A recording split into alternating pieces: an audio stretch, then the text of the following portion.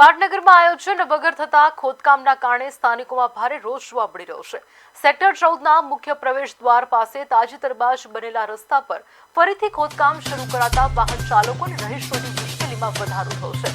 2-3 મહિના પહેલા જ્યારે મેટ્રો ફેઝ 2નું લોકાર્પણ થયું ત્યારે જ આ નવા રસ્તાઓ બનાવવામાં આવ્યા હતા। અત્યારે ફરી ખોદકામ થતા સરકારી નાણાંનો વેડફાટ થતો હોવાનો આક્ષેપ ઉઠ્યો છે।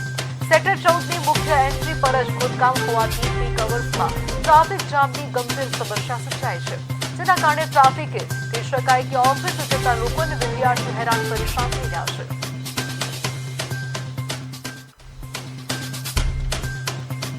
ગુજરાત રાજ્યના પાટનગરમાં હાલ અનેક સેક્ટરોમાં જે પાણીની સમસ્યા છે તે યથાવત છે। ત્યારે અત્યારે આપણે સેક્ટર 14માં ઊભા છે। ત્યાં હજુ મેટ્રો સ્ટેશનનું ઓપનિંગ હતું ત્યારે નરેન્દ્ર મોદી આવ્યા હતા, ત્યારે આ રોડ એકદમ સમારકામ જોરદાર આપણે કહી શકીએ ચોક્કસ કરે તો ત્યારે ફરીથી એના 3 થી 4 મહિના પછી આખો રસ્તો છે જે ખોદી દેવામાં આવ્યો છે।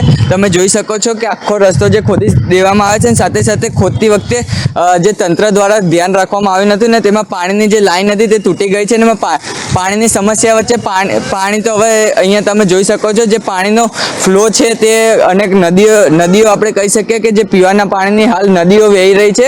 અને આ રસ્તો ખાલી અહીંયા નથી, આ 100 મીટર સુધીનું છે જે અહીંયા આખા રસ્તામાં અહીંયા કાંકરીઓ સાથે તંત્ર દ્વારા પાણી જે લોકોને દેખાય નહીં તેની માટે જે પાણીની ઉપર જે માટી નાખવામાં આવી છે તેના કારણે અને રસ્તો પહોળો છે, જેમ 4 થી 5 ફૂટ પહોળો કરવામાં આવે છે, જેના કારણે અહીંયા ટ્રાફિકની સમસ્યા પણ સર્જાય છે।